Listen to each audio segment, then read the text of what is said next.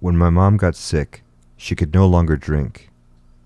She had been in denial about her alcoholism for as long as I can remember, or almost. When I was 5, I remember, I sat in front of the TV watching Mr. Rogers, and she said, "Hey, Dave," in the most kind voice I'd ever heard, the voice of my mother.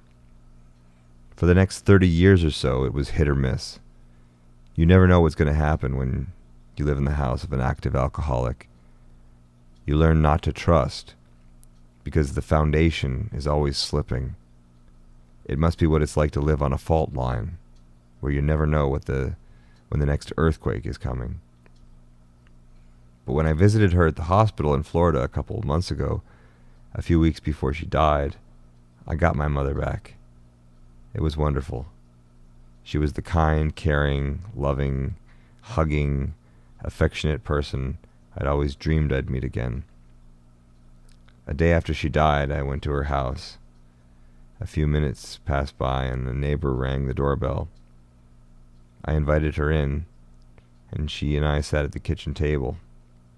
We spoke about the person who raised me. I'm not much for small talk, so we got right to the deep stuff. The neighbor told me something I'd never known.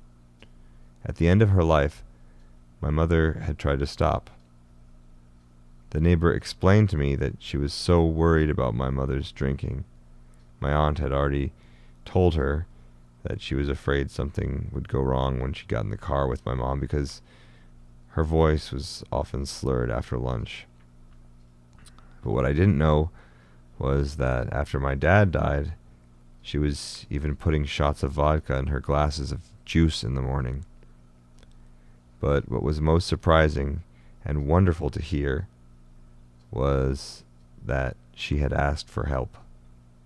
The neighbor explained to me how she had broken down to her many times, eventually asking, "How do you do it?" Meaning, how do you stop drinking? Well, the neighbor told me that she had said to my mother, "First start with those shots of vodka.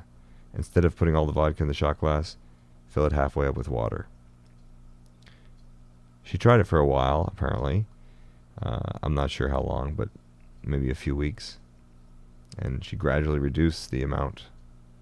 But eventually she gave up and went back to drinking again, full time.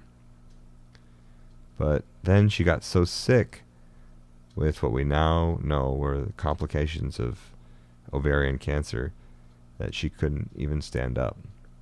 She wound up in the hospital, of course. My brother went down to take care of her as much as he could.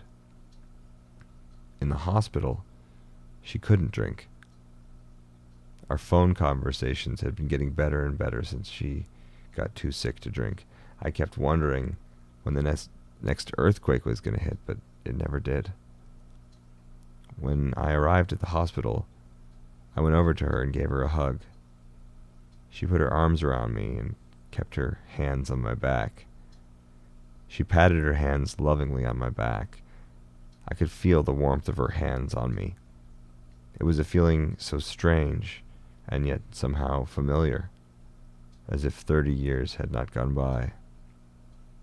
Our conversations were good. They were real. There was no superficiality.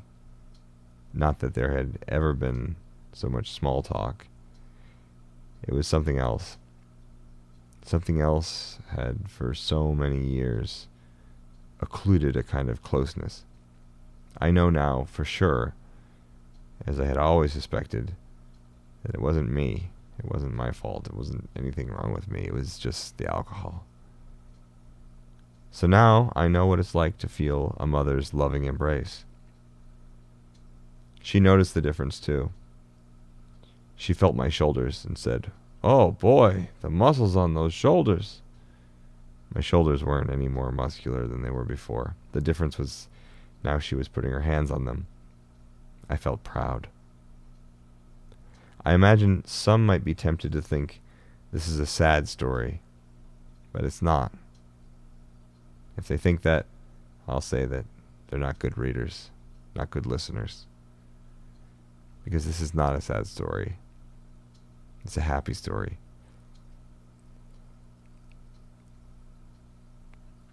It's It's the story of how I got my mother back.